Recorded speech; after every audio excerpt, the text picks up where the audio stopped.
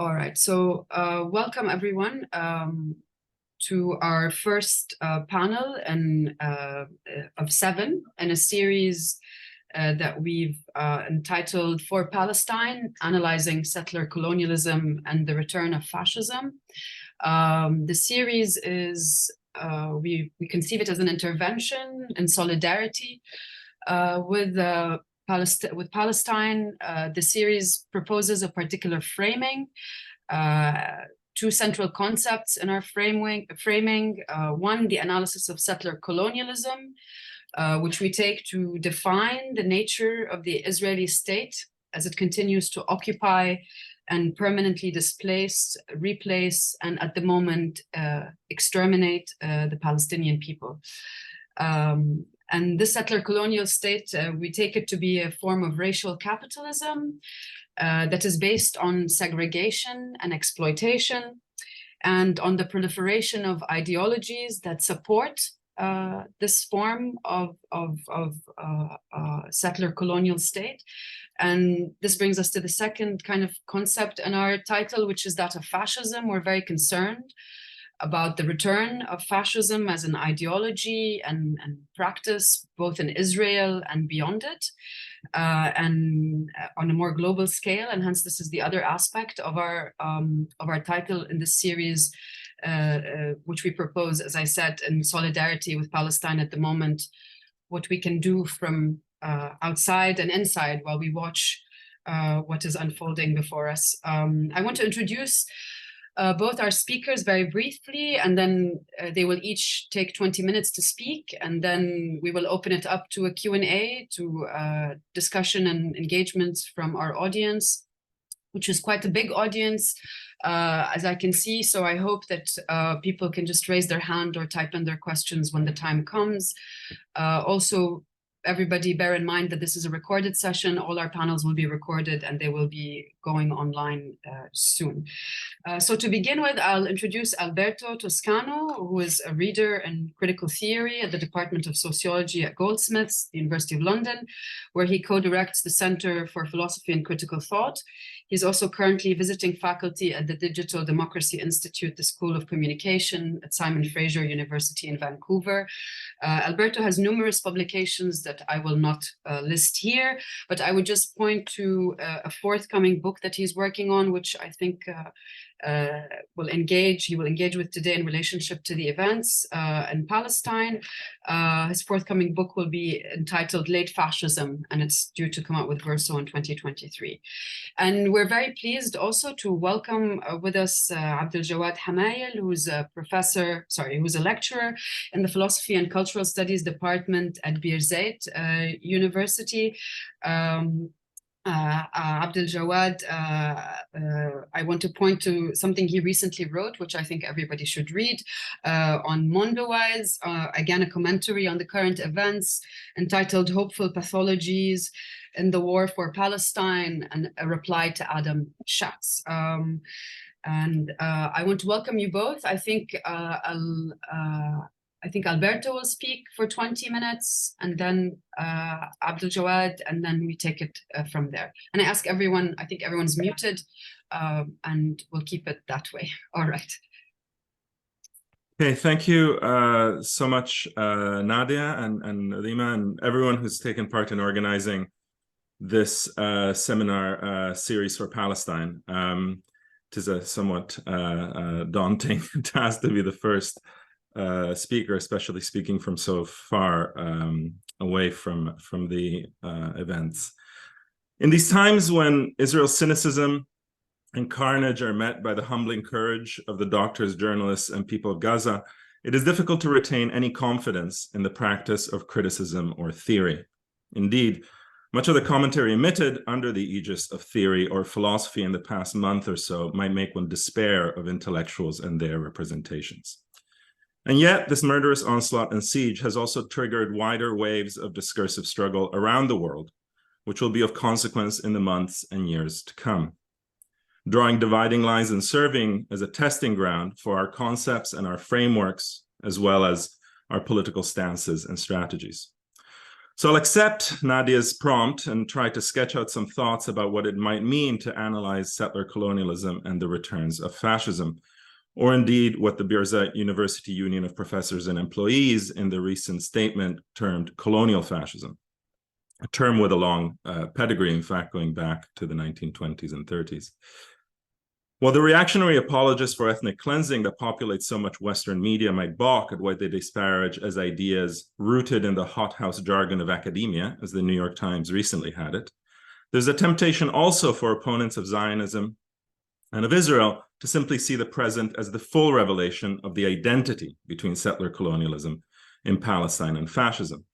Or, as George Habash declared in the mid-1980s, we have seen it, Zionism is fascism, exactly. Today, the increasingly grotesque Israeli propaganda machine has turbocharged the Nazification of Palestinian resistance, which has been one of its favorite tropes.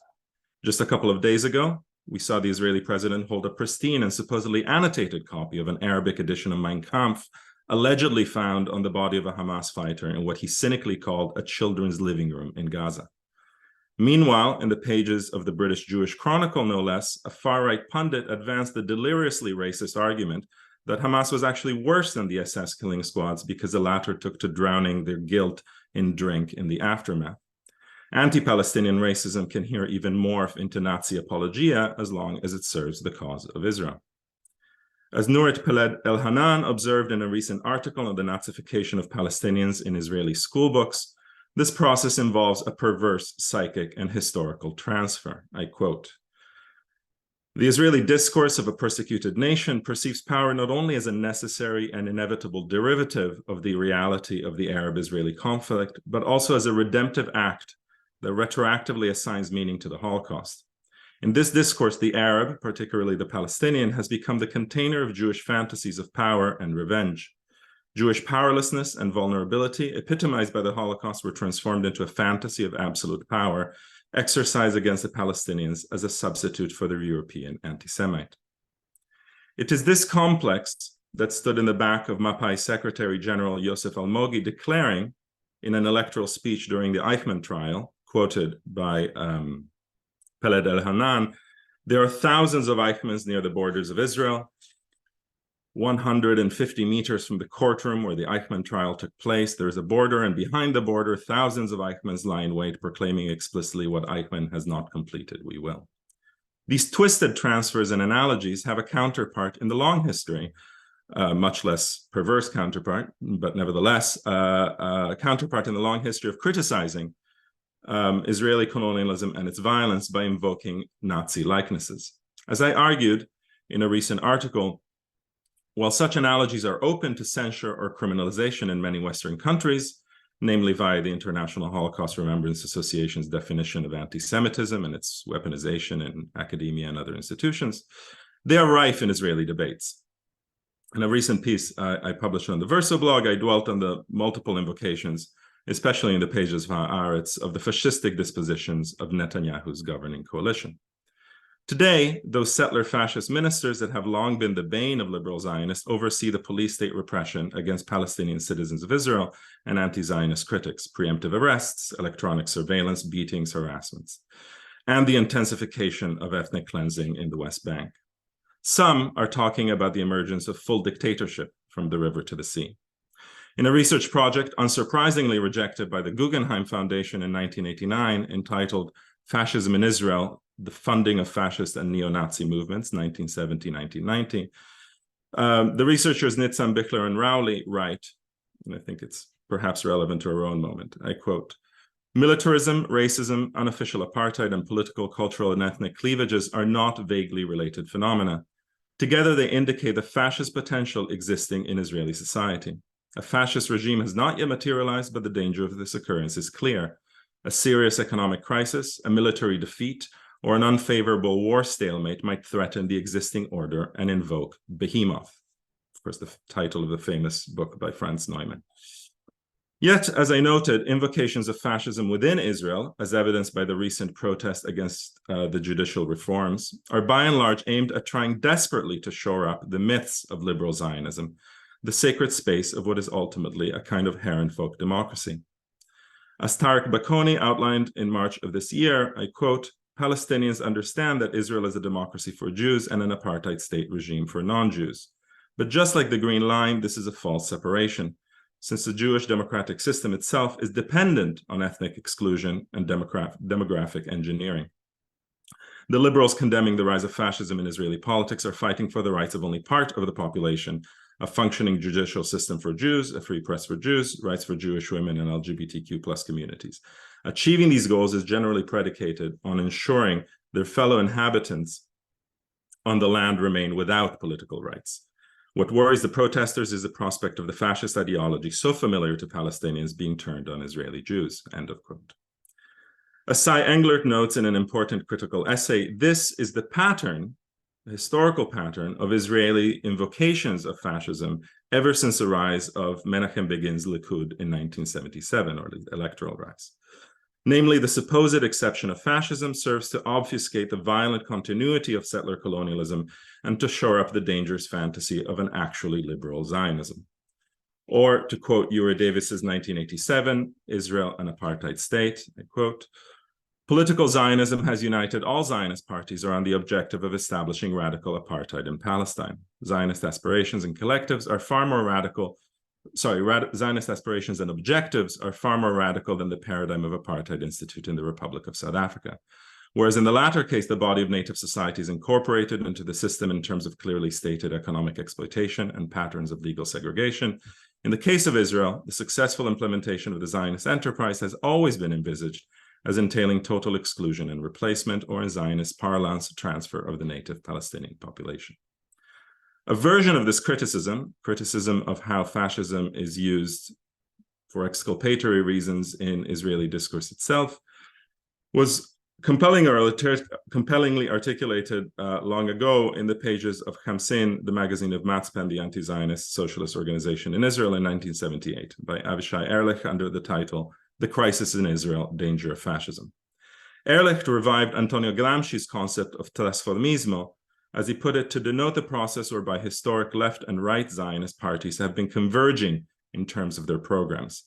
Theories and concepts, which were historically associated distinctly with the left or the right, lose this distinctiveness and are adopted by parties or fractions within parties which were historically opposed to them.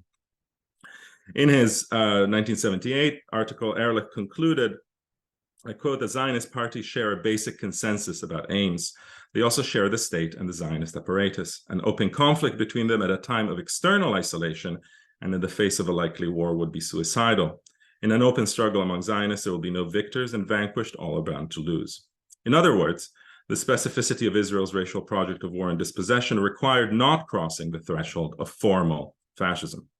And we may note the sizable sections of high-tech capital and of the security apparatus in the recent democracy protests, so-called, as a sign of elite anxiety within Israel about this threshold and about what the international consequences of fully crossing it might be. I think Ehrlich and Englert's critiques of the instrumentalization of a fascist menace in Israel and for Israel are compelling, pointing to how liberal Zionism strives to whitewash itself by denouncing an exceptional Jewish fascism.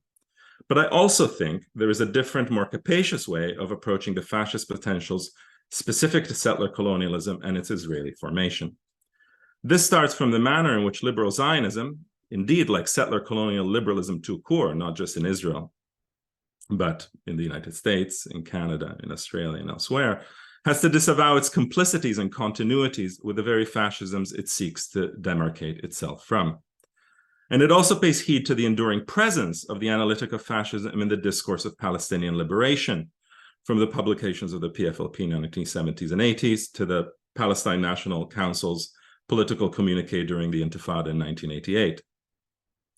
Long traditions of Black radical and third world anti-fascism, as well as of indigenous resistance, have taught us that, as Bill Mullen and Christopher Viles observe, I quote, for those racially cast outside of liberal democracy's system of rights, the word fascism does not always conjure up a distant and alien social order.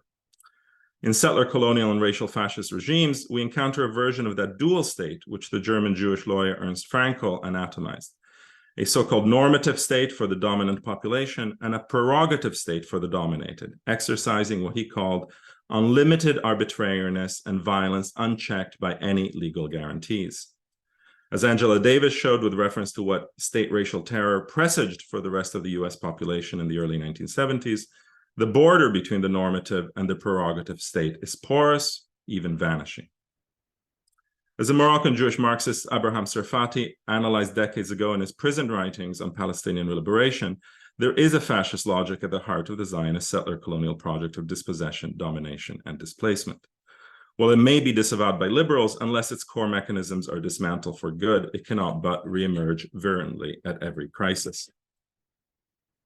Poulantzas once observed that Horkheimer's famous quip from his 1939 article, The Jews in Europe, whoever is not willing to talk about capitalism should be quiet about fascism, should be amended to read, whoever is not willing to talk about imperialism should be quiet about fascism. What if we were to replace, or perhaps better supplement this with another variation, whoever is not willing to talk about settler colonialism should also be quiet about fascism? It is no mystery that European fascisms were not just a boomerang effect of racial colonial violence, they were marked by their own settler histories, including the German genocide of the Herero and Nama peoples in 1904 to 1908, and Italian colonization and massacres in Libya, Somalia, Ethiopia, and elsewhere. While fascisms also treated Anglo-American settler colonialism as a model, not least in the effort to base the domination of ethnic and racial minorities in Europe on US Indian law. There isn't merely a homology between settler colonialism's logic of elimination and the logics of domination and extermination of historical European fascisms, but a profound historical, material, and ideological entanglement. As George Padmore noted, settler colonial racism was the breeding ground of 1930s fascism. Attending to the settler colonial and imperialist matrix of fascism, not as a static form, but as a recombinant process and potential, can also allow us to break with a facile identification of fascism with a monolithic totalitarianism. We should recognize instead that the deputization of violence and an expansive racial state is a hallmark of fascism, which bears an intimate affinity and genealogical relationship with settler colonialism. As Walter Rodney noted, fascism was a monster born of capitalist parents. Fascism came at the end product of centuries of capitalist bestiality, exploitation, domination, and racism, Rodney writes in How Europe Underdeveloped Africa, mainly exercised outside of Europe. It is highly significant that many settlers and colonial officials displayed a leaning towards fascism. Fascism thus is not just the apotheosis of the leader above the sheep-like masses of his followers, it is also, in a less spectacular but perhaps more consequential and today more relevant manner, the reinvention of the settler logic of petty sovereignty, a highly conditional but very real liberalizing and privatizing of the monopoly of violence. In his The Colonizer and the Colonized, Albert Memmi, writing with French settler colonialism as his context, depicted the settler colonist as follows. It's a longish quote, but I think it's relevant, and I'm moving towards my conclusion. Memmi writes, "This man, perhaps a warm friend, an affectionate father, who in his native country, by his social condition, his family environment, his natural friendships, could have been a Democrat, will surely be transformed into a conservative, reactionary, or even a colonial fascist. He cannot help but approve discrimination and the codification of injustice. He will be delighted at police tortures, and, if the necessity arises, will become convinced of the necessity of massacres. Everything will lead him to these beliefs, his new interests, his professional relations, his family ties, and bonds of friendship formed in the colony. The mechanism is practically constant. The colonial situation manufactures colonists just as it manufactures the colonized. Every colonial nation carries the seeds of fascist temptation in its bosom. What is fascism if not a regime of oppression for the benefit of a few? The entire administrative and political machinery of a colony has no other goal. The human relationships have arisen from the severest exploitation founded on inequality and contempt, guaranteed by police authoritarianism. There's no doubt in the mind of those who have lived through it that colonialism is one variety of fascism." End of quote. The Israeli variety might seem unique for its theocratic imprimatur, with a long history of fundamentalist rabbis close to the settler movement, finding scriptural warrant for extermination, and Minister of Finance and Deputy Minister for the West Bank Smotrich, for instance, turning to the Book of Joshua as a manual for ethnic cleansing. But, as Netanyahu's genocidal reference to the biblical verses about Amalek suggests, no religion is ultimately necessary here, and the logic of elimination can operate in a fully secular mode. In Raz Krakotkin's summary of secular Zionism, God does not exist, but he promised the land to us. Given the foregoing remarks, it should not be a surprise that Israel can serve today as a willing model and a critical nexus for a planetary wave of racist authoritarian capitalism. Or as Anthony Loewenstein has it, in the Palestine Laboratory, a global leader in surveillance, drones, and ethno-nationalist fervor. Drawing the enthusiastic support of philo-Zionist anti-Semites the world over, attracted by Netanyahu's fascist credo that, to use his words, the weak crumble, are slaughtered, and are erased from history while the strong survive. As the overlapping of the justifications and the technologies of apartheid and domination suggests, ideology and political economy are intimately entwined here. Lines of investment, military and logistical supply chains, weapons and political lobbies, and networks of far-right think tanks are porous indeed.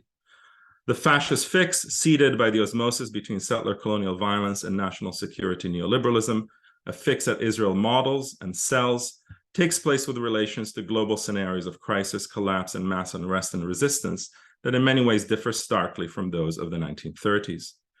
This is what lies behind Colombian President Gustavo Petro's vision of Gaza as the first experiment to deem all of us disposable.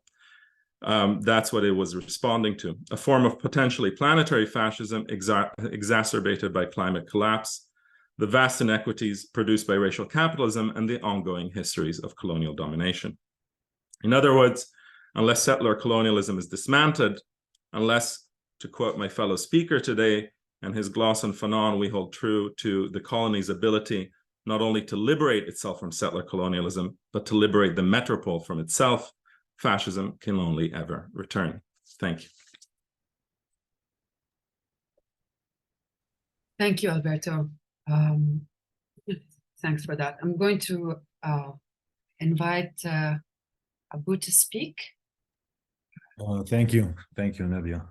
Thank you, everybody. Thank you, Alberto. I mean, Alberto robbed me of a lot of what I was gonna say, but I'll try my best to. My engagement is a bit different. I will try to problematize some of the engagements with Palestinian resistance that came after October 7th, and the limitations on Western intellectual discourse when it comes to the figure of the Palestinian fighter. In the immediate aftermath of October 7th events, a constellation of responses emerged in the West, each a cartography of the unthinkable. Here, within the caresses of thought's demise, contemplation shudders, falters, ends. My attempt here, precarious as it may be, is to unspool the narratives woven in the immediate aftermath of Palestinian resistance, its violent eruption on that day, which casts a long shadow on the canvas of political and intellectual discourse in the West, and its limitations in engaging with Palestinian resistance and its potentialities. It's imperative, therefore, to articulate an understanding that Alberto just articulated, that fascism in its ideological essence and mythopoetic fabrications, centering on the sanctified mythos of nationhood, its ostensible purity, its entrenchment in ethno-nationalist fervor, its militaristic posture, and its predilections for imperialist and colonialist expansions, constitute and has invariably constituted an intrinsic component of the Zionist project of colonization in Palestine. This acknowledgement is crucial not merely as a matter of historical record, but as a living testament to the enduring legacies that shape our contemporary political moment and that remain the daily lived encounter of the mass majority of Palestinians with this ethno-national state. We are, all of us, in the spectral afterlife of events where the menace of fascism, archaic yet renewed, is brandished to fortify the edifice of settler colonialism in Palestine. Here, what I mean is how Palestinian resistance was interpreted as an accelerator of fascism. This interpretive gesture weaponizes the resurgence of fascism in the West, turning Palestinian resistance into an accelerant of the very thing it opposes. And yet the question languished, unasked, unpondered, what is about Palestinian resistance that is perceived or misconceived as an accelerant of fascism? What image does it conjure that feeds the avid flames of post-truth, populism, nationalism, and right-wing phantasmagoria or phantasms? I will turn briefly to the discussion of Adam Schatz, whose pen dances, albeit falteringly, around the rationale of Palestinian resistance, only to consign it into the realm of vengeful pathology. It is a diagnostic reductive perilous. Herein lies the crux. The Palestinian fighter, transgressive and profane in the Batayan sense, disrupts the ruling moral order, the political orthodoxy, the unspoken rules of how sympathy to the Palestinians is contingent on sustaining order as is, and the limitations of critical engagement with Palestine. However, what is perhaps more dangerous is the mere fact that leftist discourse has strands of Orientalisms and racialized discourses where the intolerable figure of the Palestinian fighter becomes an object to displace onto all kinds of permissible hate, of dehumanization, of bodies that can be admonished, killed, imprisoned, and confined for life. The similarity, therefore, between some allies of Palestine and the Israeli military only stops at the attempt to differentiate between fighter and civilian, or between Palestinians and what they would consider Palestinian worst impulses. It has always been difficult to deconstruct the effective architecture that permeates life under such a colonialism, and to attempt to undertake this effective architecture remains a precarious intellectual attempt. It is disconcerting to observe Western intellectuals attempting to distill the complex tapestry of sentiments, emotions, passions, and temperaments into singular definitive terms. These terms purport to encapsulate entire realities, particularly by ascribing to Palestinian resistance a monolithic emotional frame, which is profoundly unsettling and flawed, but also indicate the residue of fascism in many liberal and leftist streams of thought, an erasure of complexity, a turn towards homogeneity of interpretation, a turn towards simplicity, and a keen brandishing of moral discourses and judgments, not even heeding the Derridian injunction to delay judgment. This reductionist tendency also transforms thoughtful, accomplished, and highly respected philosophers and theorists into ideologues. It's startling to see such thinkers adopt an anti-intellectual posture, ceasing to think crucially at the very point where critical thinking is most needed, instead choosing a mode of thought that does premature moralizing. This is especially bewildering for those who claim critical theory, psychoanalysis, Marxism, post-colonialism, and decolonial studies as their foundational epistemologies. Common interpretation often suggests that Palestinian resistance stems from desperation, hostility, or the desire for revenge. While these dispositions do exist, initiating and concluding intellectual discourse on this note, as Slavoj Žižek does by unconditionally and thoughtlessly affirming Israel's right to self-defense, may lead us into a racially charged Orientalist trap. In this view, Israel is granting a legitimacy to engage in just warfare, whereas Palestinians are reduced to the status of depraved and desperate terrorists, an object to be neutralized or rendered incapable of uttering anything but the cries of despair. For many intellectuals, the moral failings attributed to Palestinians are the direct result of structural violence they endure, and indeed they point this out. However, this violence ostensibly yields nothing but twisted, degraded, and profane political subjects that ultimately need to be eradicated. This trap reinforces the notion of Palestinians fighting back as vehement and detestable. Moreover, it indicates that fascism is not mere political ideology on the fringes or the mainstream of right wing in the West or in Israel, but is deeply immersed and embodied within the very strands of liberalism and pseudo-leftism and the very materiality of settler colonialism itself. Yet, we Palestinians have become accustomed to the reality that judgment, whether in military courts or intellectual tribunals, are typically based on a secret file. The evidence against us is invariably unconscious, concealed beneath a veneer of pity that implies our complicity in our own demise, thereby rendering us always indefensible. Here we confront the profound paradox that critical theory, for all its acumen in antinomizing power, its fascination with the architecture of domination, finds itself bereft when faced with the praxis of change.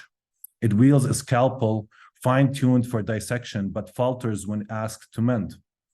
The meticulous care that it exhibits in tracing genealogies of mastery and masters, the categories of control, the myriad ways in which the masters come to inscribe their dominion upon the world, yet there lingers an accusation that I'm launching, silent but heavy, that the charge of critical theory is silent on the subject on transformation, its voice curiously faint where the clamor for a new order could rise. It immediately finds ways to bring about fear, to weaponize the dystopic potential of liberation. How does it account for those who, in the shadow of settler colonialism, dare to imagine a world inverted, a world where the subjugated script the story, where resistance is not just a reflect, but a renaissance?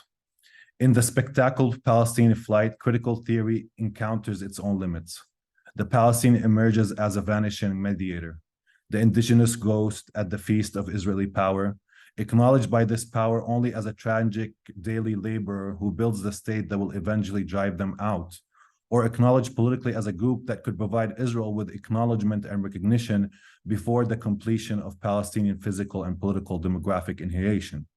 Therefore, critical epistemology stands accused. It can trace the contours of fascism and settler colonialism as it coils around lived experiences of the Palestinians.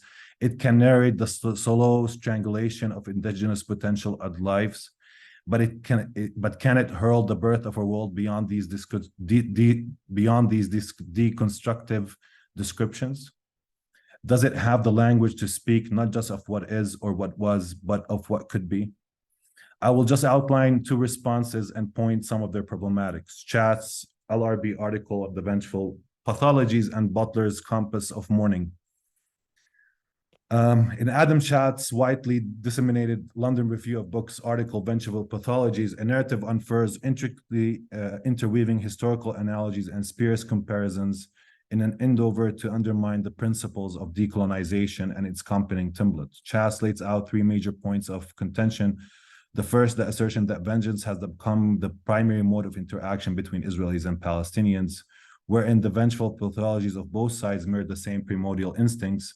The second point is the critique of what he describes as the decolonial left, accusing it of willfully turning a blind eye to the crimes committed by the colonized and the childlike celebration of civilian deaths. The third and perhaps more supporting point involves his employment of historical analogies to underscore the veracity of the events of October 7th. Pinpointing the similarity between these events and the forgotten events in Algerian War for Liberation, the Battle of Philippeville, in exacerbating the rise of fascism in the West. In Adam Chat's piece, the element I find unforgivable is not his moral aversion to Palestinian violence, nor his condemnation of Palestinian resistance, nor even his adoption of what can only be described as a highly curated Israeli narrative shaped through military censorship and misinformation and disinformation to project a specific image of events in the Gaza envelope. The most critical issue for me is the reductionist view of resistance itself, equating it to primordial instincts and unchecked passions while dismissing any other possibilities. To me, this is a revealing aspect not necessarily of Schatz itself, but of an entire liberal analytical stream. This perspective not only morally dismisses resistance, as Judith Butler does, for instance, but also overlooks its political potential. Unlike Butler's essay on the Compass of Mourning, Schatz at least attempts to delve into the political and military logic and dabble slightly in its possibilities. However, he ultimately dismissed them with dystopian dark undertones, portraying the widespread increase of fascism as an inevitable outcome. He only offers us the nightmare.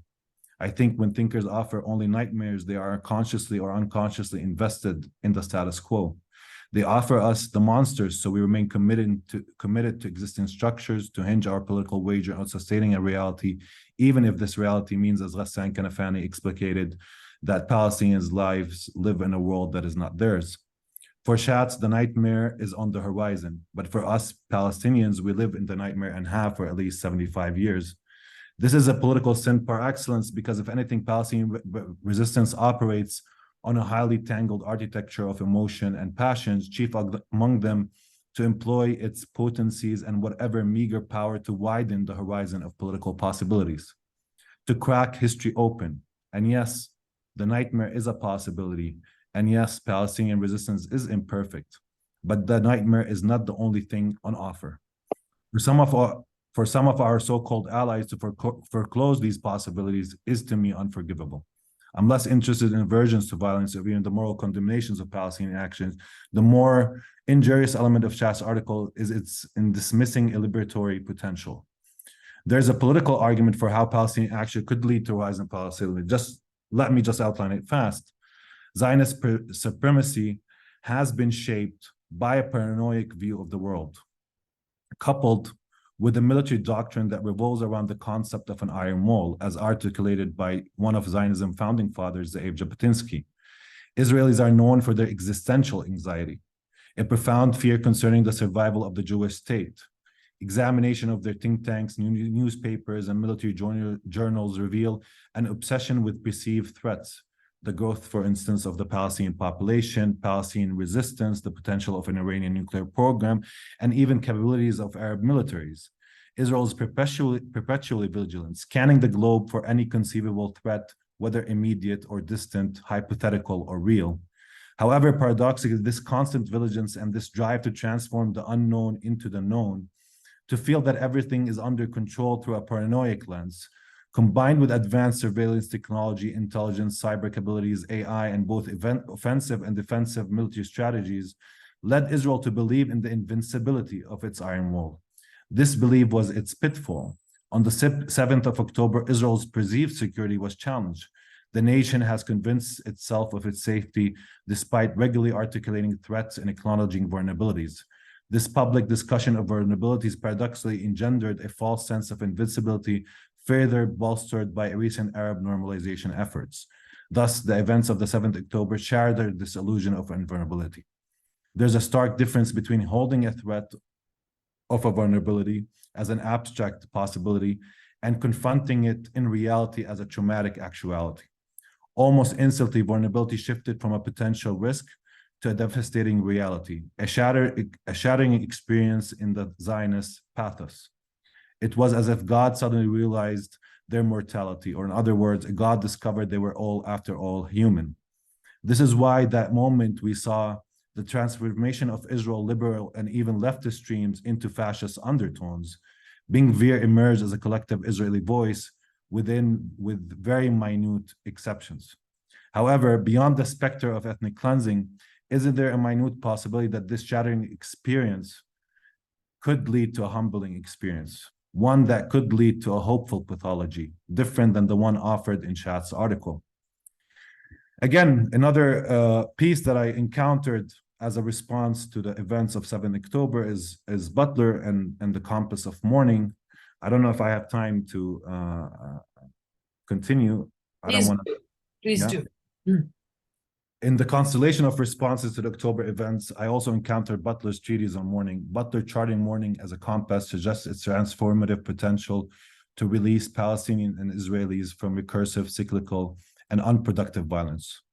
She engages in a dual act of condemnation and contextualization, not settling for what she posits as a singular narrative of blame.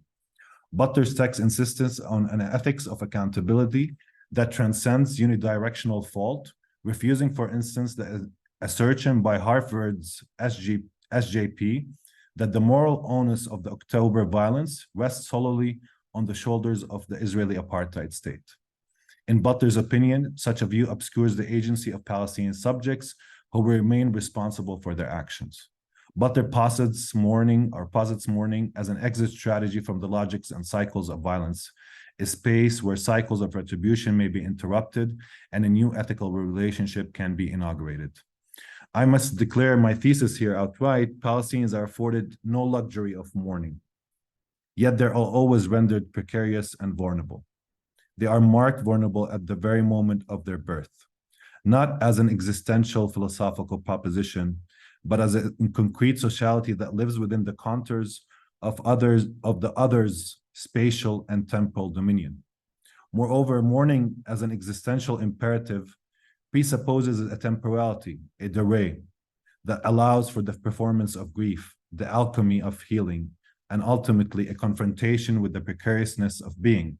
It demands a stage where the psyche can play out the rituals of acknowledging loss, incubating a radical maturation from the primordial passions we harbor, specifically those illusions of autonomy and the charade of our individual invincibility or collective invincibility. In mourning, we encounter the limits of our delusions and the desires for immortality. And yet, this is the very performance that is interrupted and precluded for Palestinians. The constancy of loss disrupts the temporality necessary for mourning, the durée itself. It becomes a luxury, unattainable in the face of relentless and current bereavement. Palestinians caught in the thorns of perpetual loss convent an existence where the space of grief is as elusive as real political horizon on a land besieged, dissected, fragmented, and on bodies that are treated as objects of contempt, as profane, desecrated, and expendable bodies. Butler perhaps has never experienced moving through a checkpoint, being screamed at by a soldier, or being undressed, sexually harassed, or made into a detestable and profane body, or to arouse in the other, the settler colonial other, an infinite gaze of sheer revulsion, to become a body that can be acted upon with impunity. This is indeed why her contention of mourning is suited for the metropole, not the colony. Palestinians do not need to mourn to confront the limitations of their narcissistic sense of autonomy, or to understand their utter reliance and relationality to others. We have even created a whole political system in the West Bank that relies on handouts dependent on others. We have no delusions about our power, nor are we riddled with God complexes that mourning can ultimately humble. Palestinians are very aware of their vulnerability and limitations, of their inherent precariousness, because they indeed live in this zone of perpetual negation and erasure that deprives them of their very visual space from the sounds of loved ones, from land, subjects them to death from the sky or by bullets, control their space of movement, and even builds among us a body politic devoted to our political death, our own self-negation, the Palestinian Authority. We live within a domain that is spatially and temporally controlled and dominated by others who declare their outright intent to eradicate us physically, politically, and socially. In fact, Palestinian inability to mourn is paradoxically intertwined or interrelated with an Israeli sense of invincibility, wherein not only is mourning permitted, but also is weaponized and projected as political anger and aggression. This dynamic transforms Palestinians into modern-day equivalents of SS agents, Nazis, and Amaleks of the contemporary age, fueling a yearning for power, autonomy, and unchecked militarism on the part of the settler colony. It engenders a racialized discourse that redirects the grief and anger of the Holocaust onto a people who simply existed where the state of Israel was to be established. We reside in this place, whether by accident, coincidence, or sheer fate, as modern-day lambs sacrificed at the altar of Jewish memory of vulnerability, and its politicization in our faces every time we dare to resist. Indeed, Israelis need to learn to mourn, to recognize their vulnerability and finitude, and to banish this intrinsic oceanic desire for vengeance and hunger for power, a displaced vengeance placed on our bodies and inscribed daily by our metaphoric and real death. There is a secret desire to see in us, perhaps, the faces of SS agents. Let me just point out the obvious.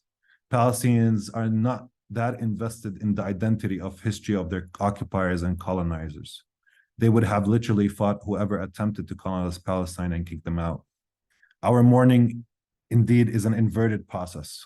It's not a process that leads us to recognize our vulnerability, since for us, vulnerability is not a distant memory, nor an occasional burst of spontaneous or even semi-organized violence from those we occupy and constantly shatter. Since for us, the empire does not back us with weapons and financial aid, since we are not armed to the teeth with the best military equipment and technologies of surveillance and control, since we are already fragile and live within a space of bereavement and loss, within a process of complete negation as vanishing mediators. If we mourn, then that process will be a process. If we mourn, if we're allowed or permitted to mourn, then that process will be the process of fully becoming human, a mourning that permits us to actually mourn. It is true that there is a hierarchy of who's rendered grievable in the West, but there's also a hierarchy of who's given the space and time to mourn and grieve. In this sense, any compass of mourning needs to also account for a politics of mourning. It is also worthwhile to point out that Israel employs its power not only to deny us the ability to conduct funerals, or that it holds Palestinian bodies frozen in morgues like Abu Kabir Hospital.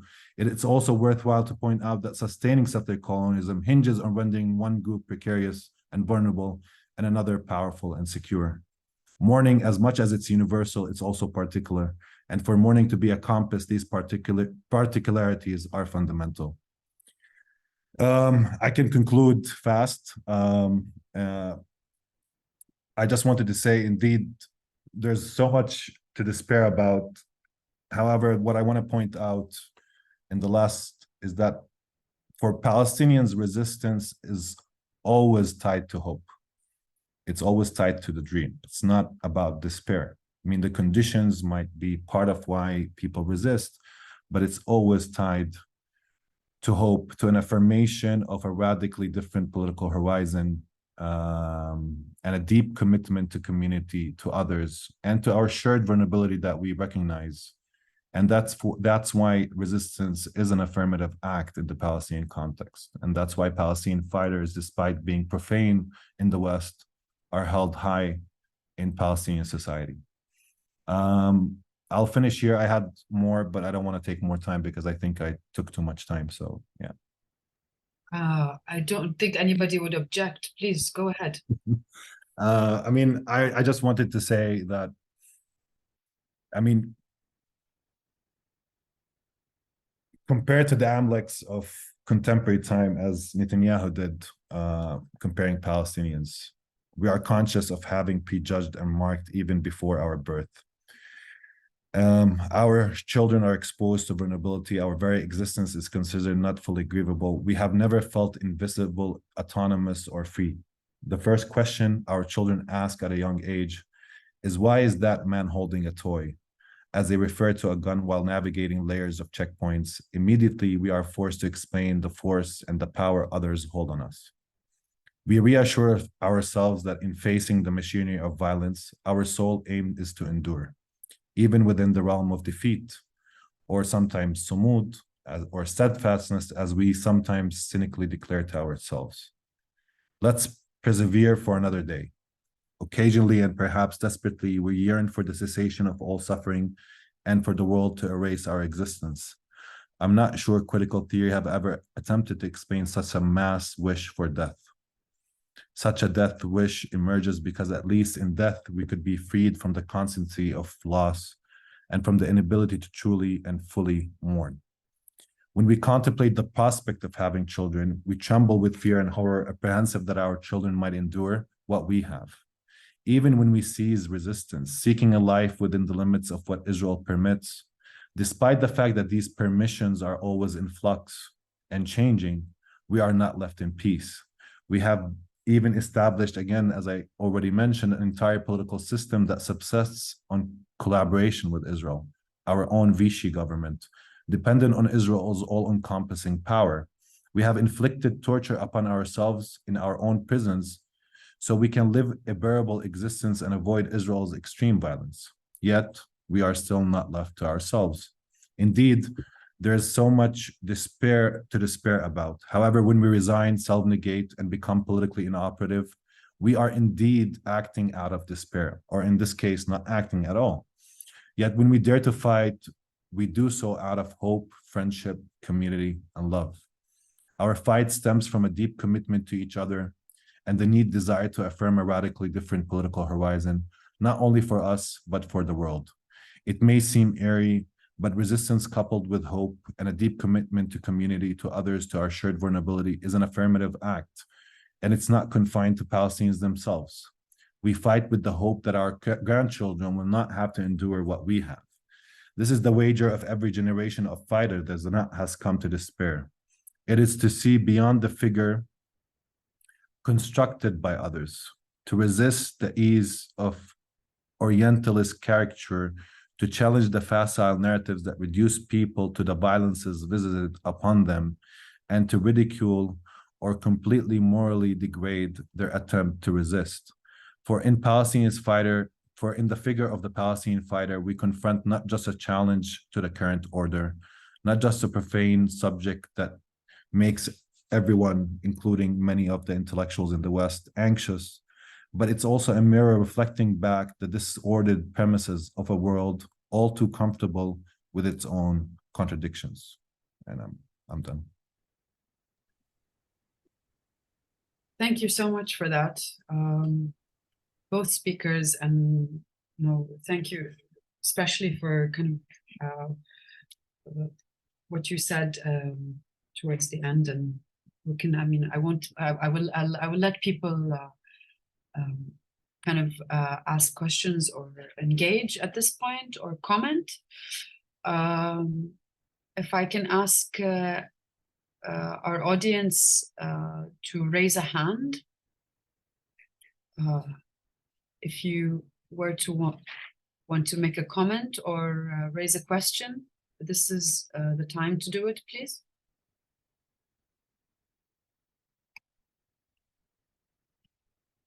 Alberto, you're there, right? I'm just trying to.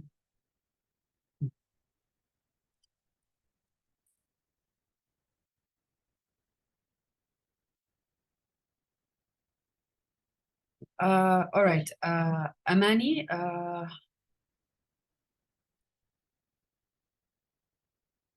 and then Sari. Hi, hello. Yes, can you hear me? Yes. Right. Thank you for both speakers. Excellent information on both ends. In light of the latter talk and just touching a little bit on family and family ties, I was wondering if Alberto Toscano can expand a little bit on the idea of fascism and its relation to family ties, and because he touched a little bit on that, and I was really curious to hear his perspective on it, because we heard a little bit from the latter speaker about it. So how fascism and the colony, and how in the womb of the colony is this concept of fascism.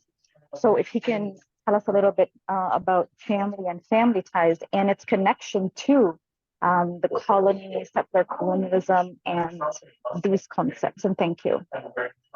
Okay, thank you, Amani. I'm just going to take two more comments and then have you both address them whichever way you like, okay? Sari?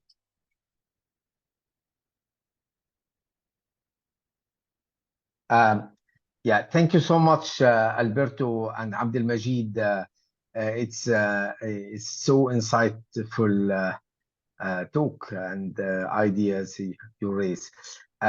My point toward Abdel Majid. Abdel Jawad. Abdel Jawad, sorry. I'm really sorry. As if I would like to defend Judith Butler. Actually, there is no thought without positionality. So she is based in the United States. She addressed her critique to a student body, which is based in the United States.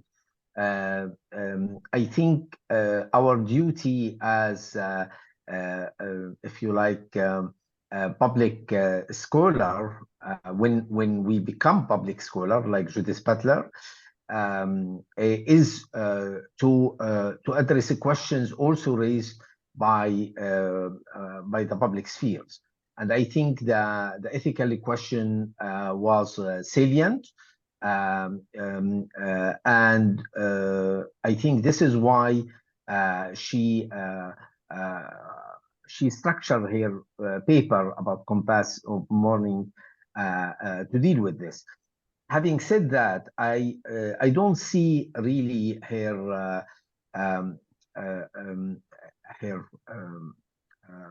article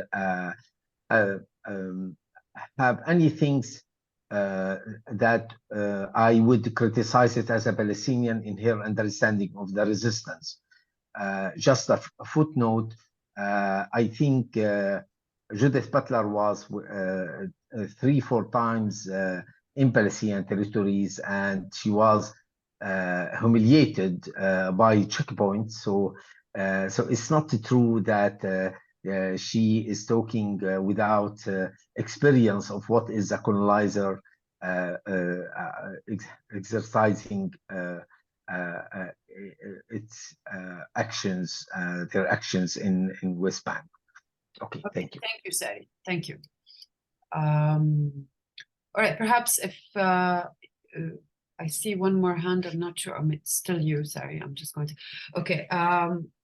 I'll ask both of you to comment on these 2 points. I suppose there was a question about kind of making further links about fascism and its relationship to family, and perhaps on the other end, the counterpoint was community in our Woodstock, and the second question about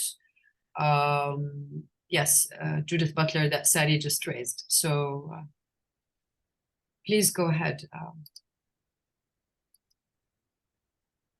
Abud, would you like to start? You can. Sorry. Oh, sorry. Yeah, go ahead. Excuse me for that.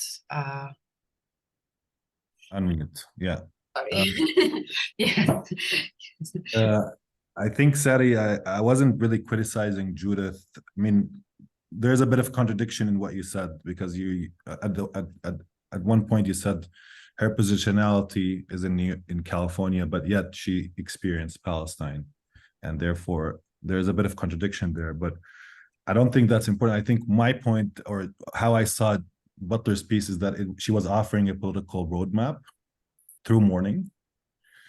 And therefore, what I'm criticizing is that, because I don't think Palestinians, first of all, are permitted to mourn and allowed and precluded to mourn. So I'm not trying to, like, demonize Judith or try to, because she was saying this shared vulnerability can lead us to a political solution based on nonviolence, a third way, some sort of, Israelis and Palestinians recognizing their own vulnerability as a way out of this. And I think, for me, what is important in what I just gave is not, a total misunderstanding of what she was saying. Actually, I think that's what she was trying to say, that there's a political way through this mourning process itself, through this recognition of the limitation of our existential being, our finitude, through recognizing that Palestinians and Israelis have that limitation, that they can come out with a new potentiality and possibility that is political. So I think, for me, what is important here is just to point out that that relation of mourning within the colony, from the colonized perspective, is different from those who are doing the colonizers.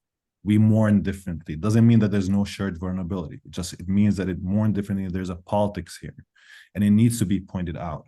It's not just a universal condition where we have what is a recurring intense loss and bereavement that precludes us from mourning because of its intensity.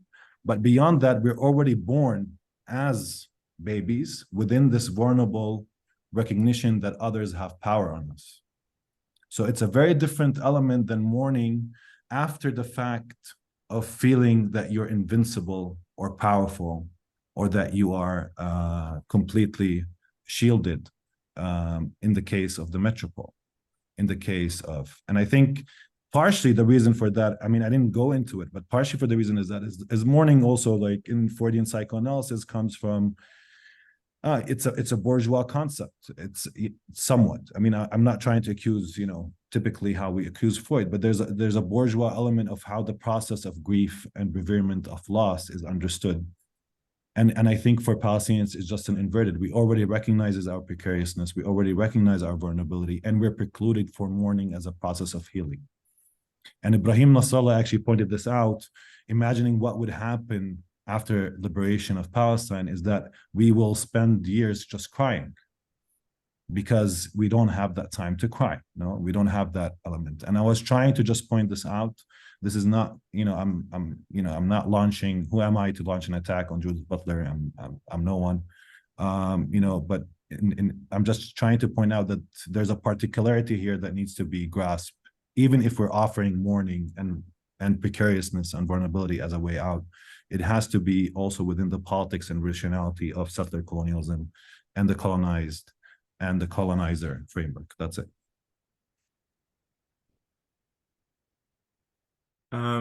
Yeah, maybe I'll see if I can answer the question. It's a very thorny question, the triangle of settler colonialism, fascism, and the family, and not one I can probably address in any really adequate way now. I think one thing that one can definitely say, and this might, resonate with some of what Abud said, especially in the final part of his talk, is that one of the one of the continuities, I suppose, of settler colonial forms of power, which then shade into or seed sui generis forms of fascism as well, is a systematic assault or a systematic effort to render impossible the communal or family life of the colonized, right? Juridically, materially, educationally, and so on and so forth, right? All the way to certain forms of denial of kinship, or forms of imposed social death, and so on, right? Which have as their extreme that kind of prohibition on mourning that Abud was talking about, and the other side of that is, of course, and that I think can only really be dealt with any specificity by looking at particular formations, and I'm definitely not, I'm not equipped to do that for the case of Israel for sure, but I think there are specific familial and specific patriarchal ideologies and practices, right, that accompany different varieties of settler colonialism, some of informed by particular so-called religious practices, and so on and so forth, right? So I think obviously the machinery of justification and the I guess the libidinal machinery of settler colonialism has to do with certain specific family formations and family romances, as well as ways of diminishing and debilitating the social and familial and kinship lives of the colonized, right? But I can only sort of just sketch that out as a very general and generic comment. I did want to maybe also make a small note to Sadi's question, who I haven't seen in years, but I'm very glad he's here. That I actually think, if we think of the positionality of that intervention by Judith Butler, but I think also about the positionality of a certain form of public intellectual as well. I think there's another vector of critique, perhaps also, complementary to the one that Abud was making in terms of the politics of mourning, right? That there is a power in that, in having those fora, right? There's a power in being asked to comment. And I do think at times there's also an ethics, or there should be an ethics for certain people in those positions to delay their comment, to not necessarily take advantage, to give those spaces to others, perhaps more equipped and more affected. And I think in that particular case, and to some extent, I imagine that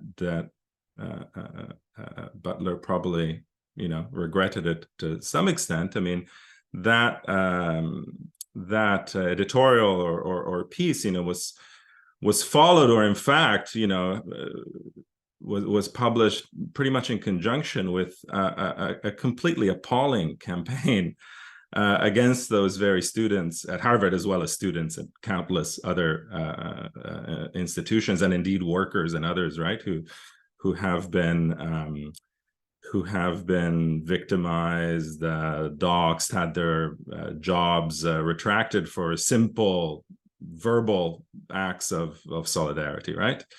And I think that and Butler's was definitely not the only instance, by no means the most egregious at all, and there's much in what they've written about settler colonialism and Jewishness, etc., that remains extremely important. But I do think that I think this moment, among other things, is one to reflect also on what on the ethics of taking those positions, right? And to think about the kind of consequences. And there might be plenty of things in statements or activities that student solidarity activists engage in that one finds objectionable or unwise or tactically or strategically problematic.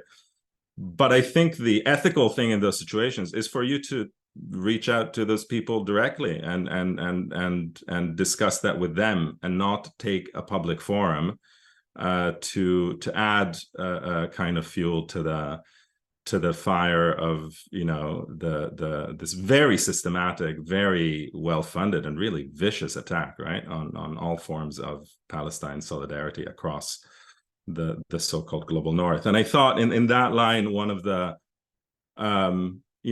pieces that one of the commentaries that I found very significant was one by Gabriel Wynant in Dissent, a piece on mourning and statehood, where he starts the article by saying that Israel is a machine to turn grief into power, and that from his own positionality, right, as an American Jew, this means that there is no, and one of the things that he's obviously engaging in a very strong critique and polemic against is that there is no way of publicly grieving Israeli Jewish lives that is not already caught up in this machinery of, the same machinery that leads to, all the way to, tax exempt status for organizations who fund the IDF, right? And it's like, it's and that's horrific, right? It's obviously not the same, and not by any means, it doesn't have the gravity of the prohibition to mourn that Abud was talking about in the case of Palestinians, but it's also a completely, a kind of repugnant fact, right, of having grief always already instrumentalized, right? And I think that also needs to be taken into account, that this is not happening in some kind of, vacuum, right? Yeah, but I'll leave it at that. Matthew?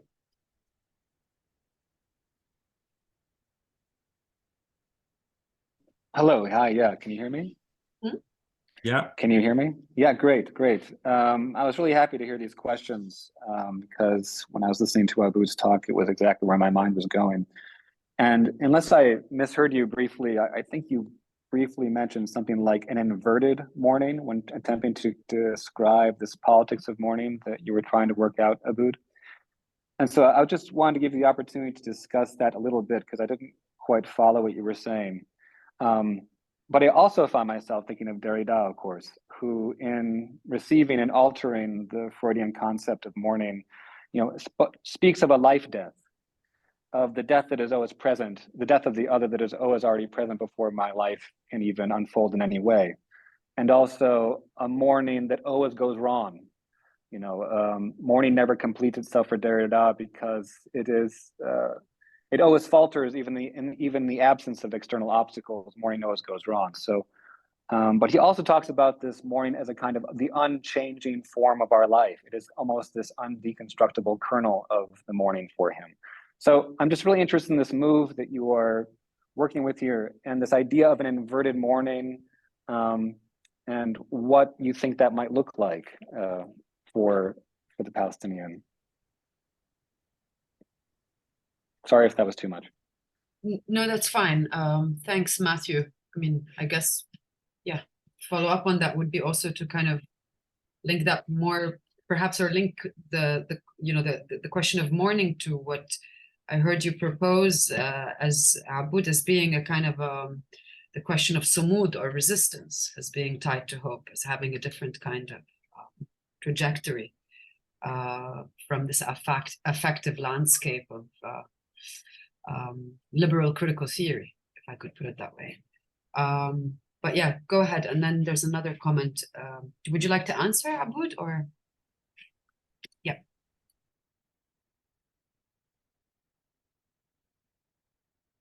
Yes, worked. To some degree, my thoughts were wrong, but I think for me, what is interesting, having read a bit of Judith Butler's work on precariousness and vulnerability, is that, and mourning, is that mourning always comes to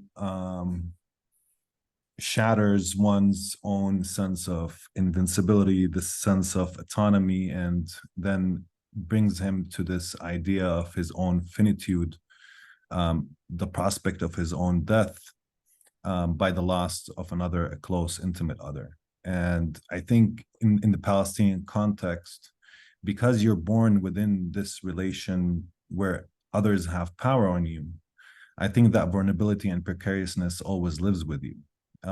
So I think that when I'm saying we're precluded from mourning, is that we cannot even form an autonomous subject that is not aware of death, because death is always present, whether it's in the radiant sense of the others who died, in the silence of our grandparents who went through the Nakba, but also in the essence of the continuation of this relation where we're subjugated and we're placed within this power dynamics where we're always rendered precarious and vulnerable.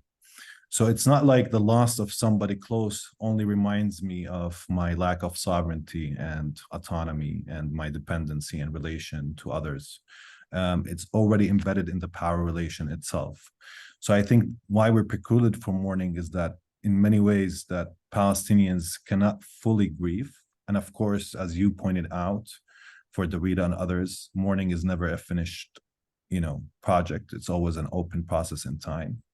But even this moment of just sitting down and closing the door and just crying is something that we're precluded of. And I'm reminded of all the experience of people around me. When somebody dies, it's not only, or somebody's killed or somebody goes to prison as well, and we cannot see them or touch them or speak to them. I think that the anxiety of being the next one, rather than actually doing the grief on the subject that has been lost, sometimes triumphs over our ability to just grieve that someone that left or is imprisoned or is killed as a force. So there's a lot of particular here dynamics. So when I'm speaking about inverted, that I think that for us, part of the liberation potential of Palestinians is our ability to actually grieve and acknowledge our loss. I mean, what happened on the 7th of October, no matter what your position on it, for Israelis was this intense surge of violence for 2 days or 3 days. And now we have 2 months of violence being inflicted on Palestinians. And that violence, which is slow, that happens and never makes to the news, is always there. It's always in the background of our lives, on our day, on our embodied experience and our lived experience in Palestine. So I think in many ways we are mourning the loss of land. We're mourning our vanishing, our position as vanishing mediators. We're mourning that we also, in many ways, are the laborers that built Israel, built the streets. We mourn, build the streets, the houses, the buildings. We mourn. We need to mourn a lot of different things and different layers, but we're still precluded from that. And that's why it's an inverted, because you're vulnerable and precarious, but you don't have the time, the delay to go through the motions of grief and loss and acknowledging it. We're always precarious in the first place. And when we lose, it only reaffirms that loss and precariousness. And mourning itself as, coming to terms with your own, the lack of,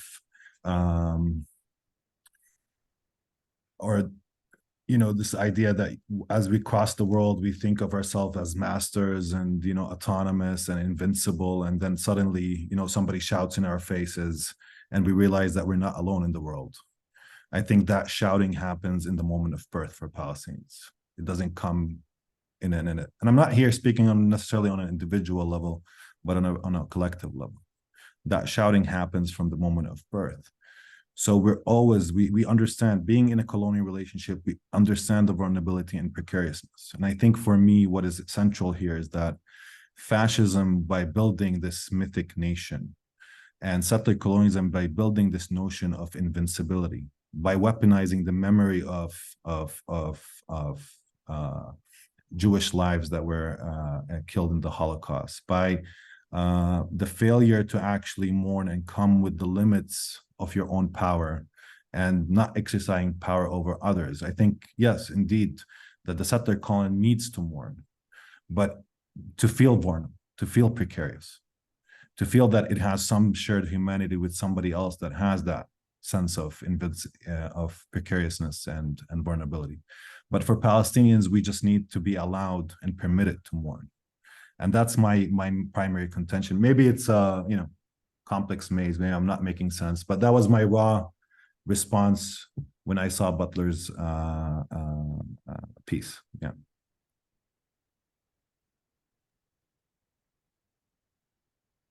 Dima? Yeah, thank you so much, Alberto and Aboud. This was really great. I want to move a bit from the discussion on mourning and look at the other side of the coin, which is the question of resistance, right? I mean, Palestinians, are in this position of course, I mean, atrocity and grieving and mourning are one side of the story, but the other side is, especially in the context of Alberto's framing of this as, it's racist, authoritarian capitalism. It's all interlinked with, the dooming environmental crisis. It's these interlocking systems of oppression that are very violent in different ways, and settler colonialism is, especially in Israel today, is the most graphic at the moment. So I wanted to hear a bit more about this question of resistance, and I mean, if thinking about Butler's piece, although I don't know why this discussion became about this, but I mean the whole question of pacifism, right? The whole question of peace, and how do we fight back without rocking the boat, right? How do we fight back without, in some ways, the question is there resistance without terror when you are in the position of the vulnerable already, as you're saying, you're not the invincible, you're in the other positionality. So this whole liberal discourse about peace and pacifism, I wanted to hear more about anger and resistance that is justified in that context. And the second thing I wanted to ask about is the limits of post-colonial theory and critical theory in terms of temporality. I mean, it's always easier to be a great critical thinker after the fact, right? And today what we're seeing is really the limits of many of those thinkers around the world to be able to grapple with the ugliness of what is happening, and to acknowledge the how huge, and I think this is a big turning point that we'll be talking about post-October 7 for decades to come. The limits of being able to produce theory during the unfolding of carnage or ethnic cleansing and the magnitude of what is happening in Palestine today.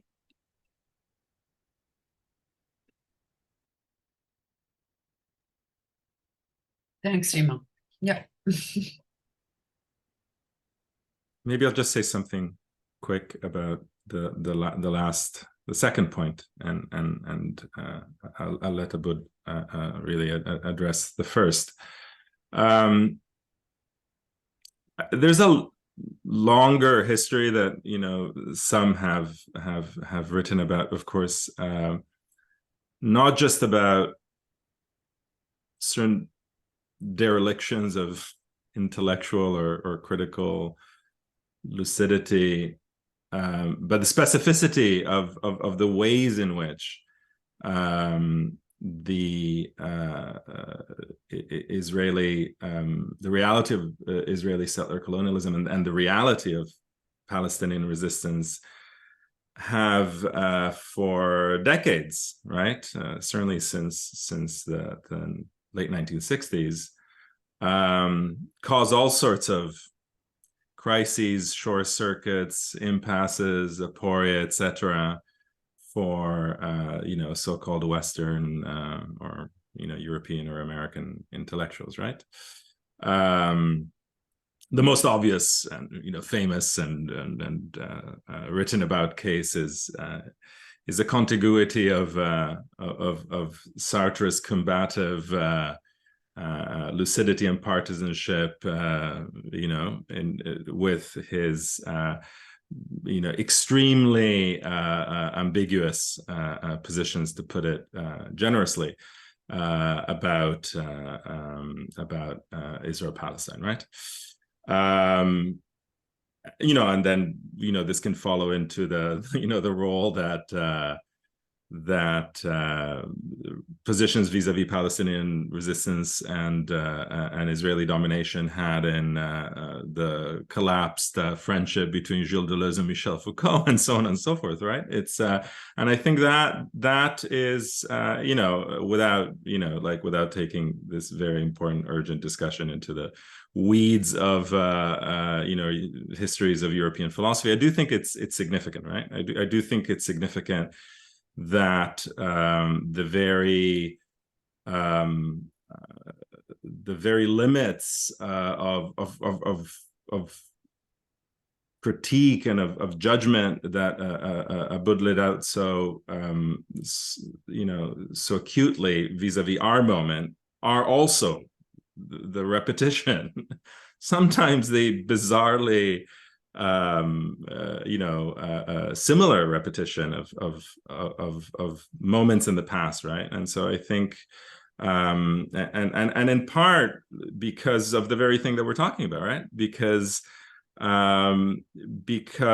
those two histories, which of course are not two, but like they are categorized as two, of histories of colonialism and of colonial racism, and then the history of European anti-Semitism and of the Holocaust, are always kept in like an entirely separate domains of thought, right? And this is even symptomatically extremely evident in the way that it was basically also impossible, for reasons that I think are interlinked with this, for the Frankfurt School in exile in the United States to address the reality of theorizing in a settler colonial country built on chattel slavery, right? As though one could talk about anti-Semitism and authoritarianism in the United States without that history, right? So I think these are effects of as much as people now, especially North American academic context, like to rattle off these lists where they say racial capitalism and settler colonialism, et cetera, they're not really, I think, in many ways really thought together. And again, whilst there's rote invocations of Aimé Césaire's discourse on colonialism and those efforts to think, what happened in Europe in the 20s, 30s, and 40s as a part, right, of a colonial history that doesn't, when it comes to these moments of political judgment, I mean, to put it brutally, people turn back into liberals, right? Even when the tools of their thinking and their concepts would suggest otherwise, right?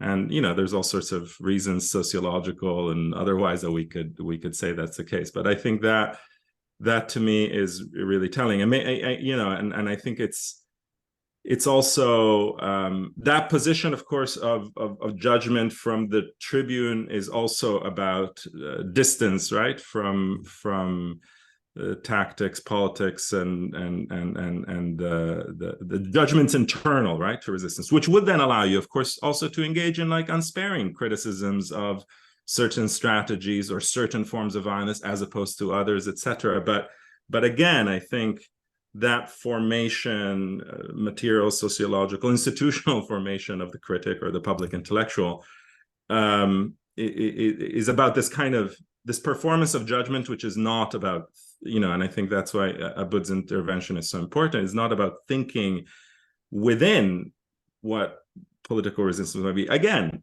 perhaps to criticize it. I mean, after all, like, you know, it's not like Palestinian resistance, like any other resistance, is some kind of, you know, homogenous domain of, you know, that's also the other problem I find, frankly, in the forms of support from abroad, is that there's also, even when it's celebrated, right, you know, often with bad consequences for your job prospects in Europe or North America, but often even when it's celebrated, Palestinian resistance is celebrated not as a form of thought and strategy and debate, etc., but just as a kind of, you know, homogenous reality that magically emerges and we can celebrate, but without having any relationship to internal disputes, thoughts, etc. And I think, you know, and I think Abud's intervention is also important for reminding us that that's not, you know, that something like critical theory, broadly speaking, need not be, right, in this kind of position of ethical transcendence and distance, just judging about effects and consequences without thinking, without thinking that all of these activities involve thought, right? Thoughts we might not agree with, we might object to, but not just explosions of, you know, affect or mere reactions. And I think that's why I really appreciated Abud's intervention. So, but I'll let him speak for himself. I mean, yeah, I mean, I do concur with Alberto. I mean, there's not much to disagree with. I do believe that somewhat critical theory, broadly speaking, because we're speaking about very different things altogether at the same time, and, you know, I mean, in this discussion. But I think that, you know, it's somewhat, sometimes I do feel, this is just my raw, again, impression, that it plays this super egoic role in the construction of empire. But I always wondered whether, you know, critical theory is actually vested in changing the reality and actually constructing a new world. And that's my contention, is that when we see these, you know, reactionary moments that judge very hastily or, you know, condemn almost immediately, how a lot of the intellectuals and thinkers just bring out their raw sensibility, that actually their emotions, their affects that exist within that moment, and try to bring them into thought. And it's a very revelatory process for a lot of us witnessing that, not because we want to put people and shame them. I'm not interested in that. I really don't really care about that. I'm just more interested in the fact of presenting what would people do in the context of Palestine if you're a Palestinian. What would you do? Simple question. It's a very simple question. What would you do to fight a settler colonialism that is bent on, you know, making you in the long term vanish, whether now or later on? What would you do? I mean, it's a simple, that it's a concrete question. It's an immediate question. It's a real question. And I think for us, resistance is always, and has always been, an attempt to crack open possibilities. Not only a vengeance, not only a pathology of just retribution or accountability, although that is it is a disposition that exists within. I mean, within Palestinian tradition and history as well of resistance, there is discourses of vengeance.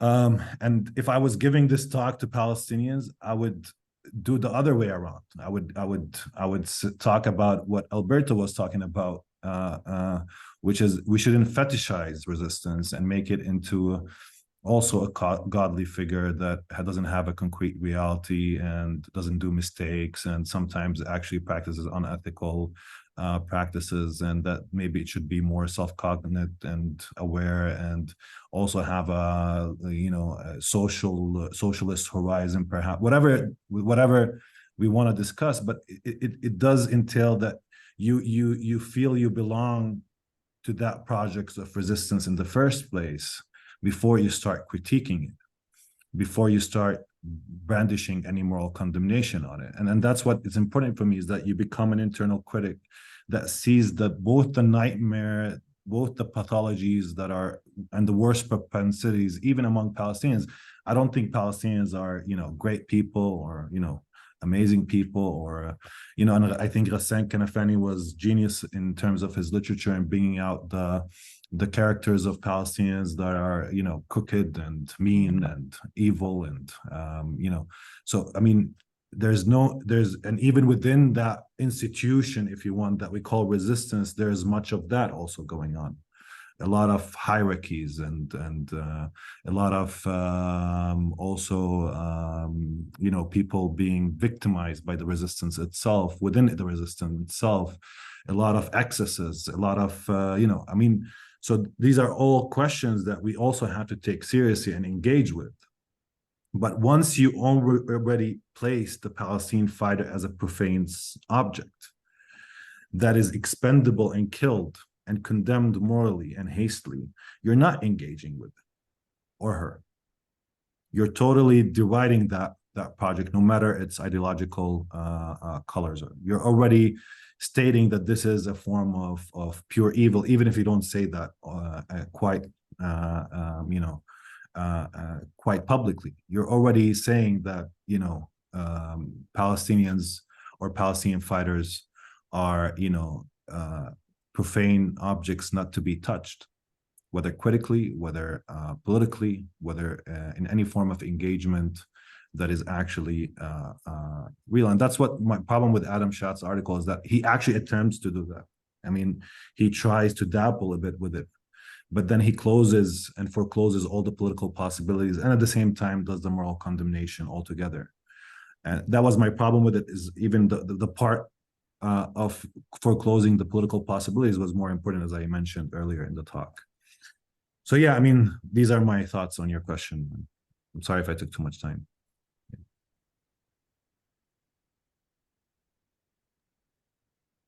Yeah, well, thank you both. It doesn't seem we have any further comments. I guess it would be interesting to have a follow-up event on the kind of the liberal blind spot, right? This problem where, as Alberto put it, and as you pointed out in terms of kind of your engagement with critical theory, where suddenly in moments like this, one falls back on their liberal normative frameworks, or given that critical theory has also expanded them a lot in the past kind of decades, right? Because now, normativity can be considered in terms of, how practices reform it, and in terms of, I don't know, stylizations. And I wonder here to add, I mean, in the sense this, it's not very tangential, but the kind of Foucauldian critique that Butler brings into a kind of usual Habermasian framework is, at the end, all you got, this is kind of the self-governance that's just kind of a mimesis, and we're all self-interested subjects that somehow have our own,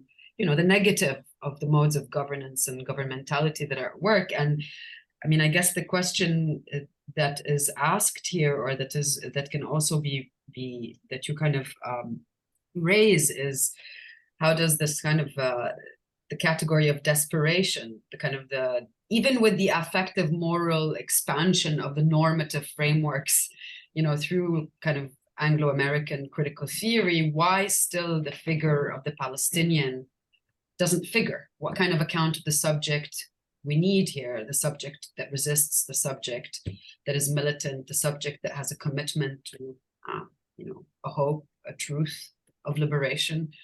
And yeah, just from both the talks, it seems like this is kind of it would beg another session of engagement. But perhaps if you have comments as well, I mean, because it seems like the shadowy, to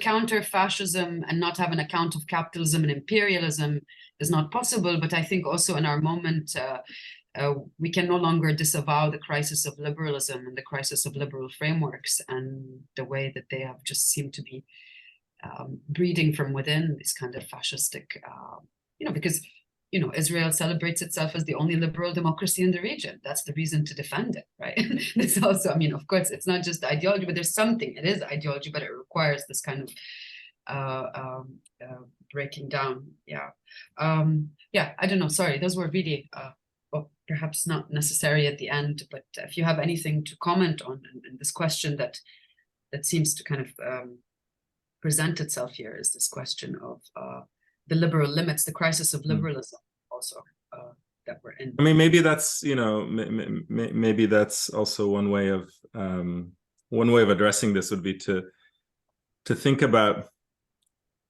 what's presupposed even in the more supposedly searching or radical accounts of political subjectivity or subjectivation in these debates, right? And that somehow what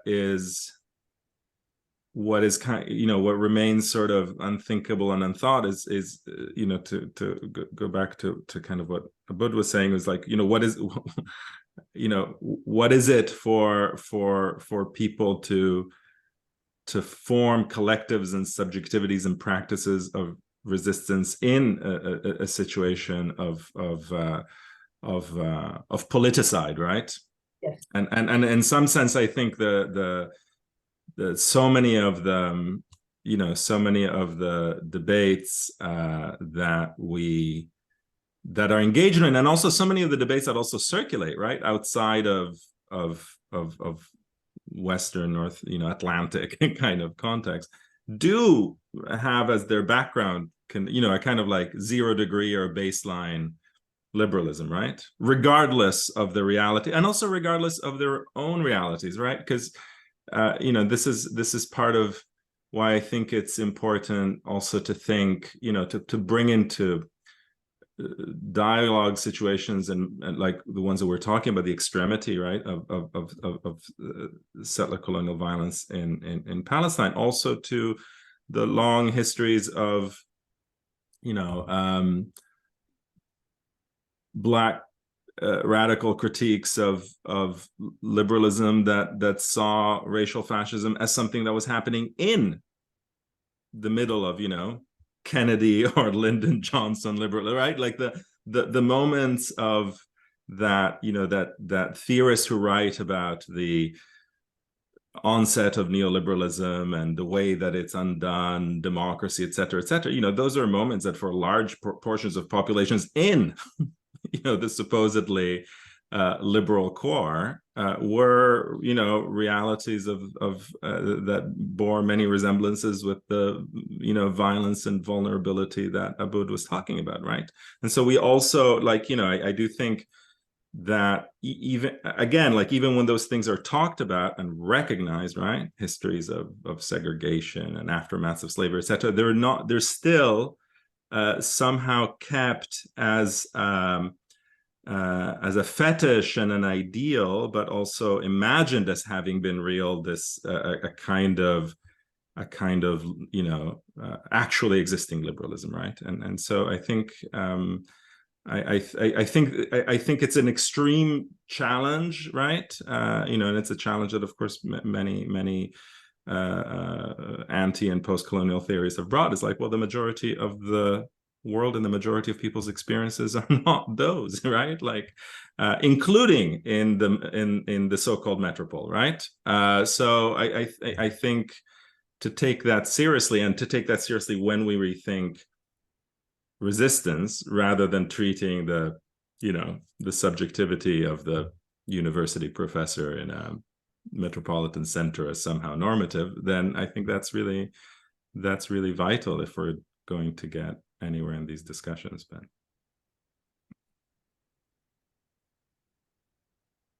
I mean, thank you, Alberto. I mean, I think,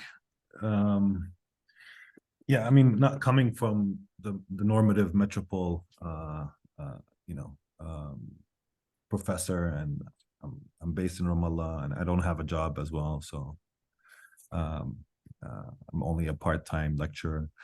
But anyways, in many ways, I think that what is concrete here for me is the clearing call, at least, is that we should never accept the notion that we should stop thinking at some threshold, because it's dangerous to enter that territory. I mean, it's you know, as Alberto was pointing out, which I think is part of why this discourse is being spread, is that to actually speak even of Palestinians resisting, we should start first, whenever we go on the media or anywhere, we fear, or a lot of people are fearing their jobs. their incomes. There's that threat that is being placed on people to even try to open this as a topic of conversation and thinking, whether we want to be critical or whether we want to be internally critical of resistance and what it did and didn't do, and how it operates and how it does not operate. But I think that it's always going to be more successful for people to feel that they're part of and invested in changing the reality in the first place, and in supporting those who are attempting to change that reality as they undergo a form of critique. And I think Palestinian resistance are not only doing a favor for Palestinians. Again, I do see that Palestine is a center, is an ideological lab, a surveillance lab. It's what happens and what is conducted on Palestinians is transferred everywhere in the globe, as many people have showed in their academic research, even in terms of ideas and practices, whether it's in military combat, urban warfare, whether it's in terms of ideological contemplations, religious fascisms, whatever it is that is being brought. And that's why Palestine represents a place where it's a global struggle, and resistance in Palestine, no matter the mode of resistance, no matter who represented, no matter even if it also has propensities that are not necessarily things to celebrate, is also the spear of a global fight against settler colonialism, fascism, and empire. And it should be there, and we should, at least in our critique of it, take it seriously and place it as part of our agenda and program and research wherever we are, and engage with it and not be afraid of it because if it's a profane or a taboo topic that create this moral disorder in the world, and perhaps sometimes also make some in the metropole feel the anxiety of the world actually changing. Thank you so much. I mean, I think that's a good place to cut if we wanted to. I mean, there's one more comment. Are you both? Will we take one more, or I just saw it. We're at the end of our time. Rosine, is it? I'm going to unmute you now if you want to pose your question or comment.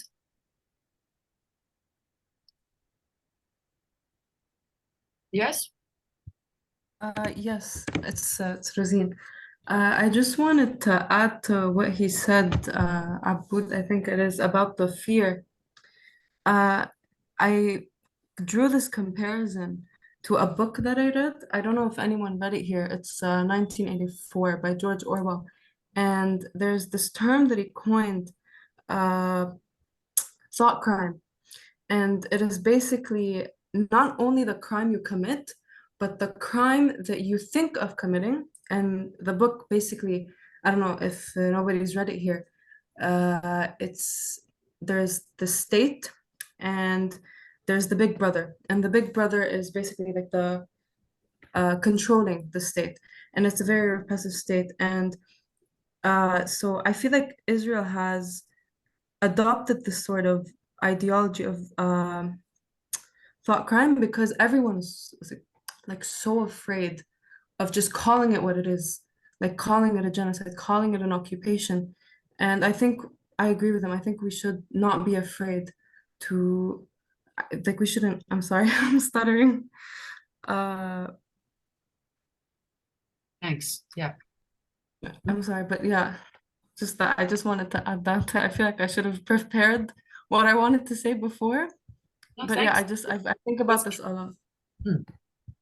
That was clear. Yes.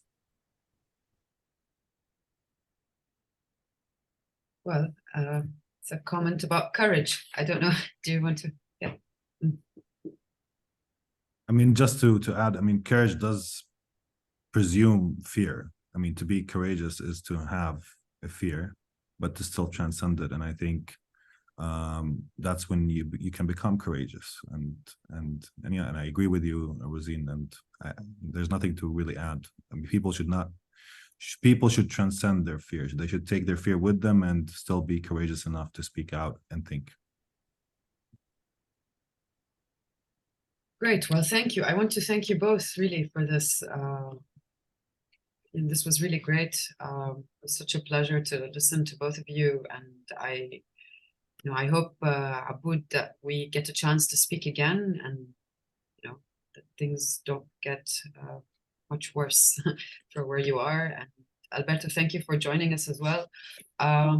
Yeah, and I look forward to seeing this come out online. So I hope you can join us also for the rest of the panels. I don't know, our audience is now at the moment of dwindling, but I hope also both of you, if we could carry on this conversation with our next panels in the series, that would be great. I'll let you know about them. For sure. Try and make it. And thanks so much for making this possible. Yeah, no, thanks. Thank you. Yeah, all right. Thank you both. Alberto, bye. Bye-bye, Nadia. Bye.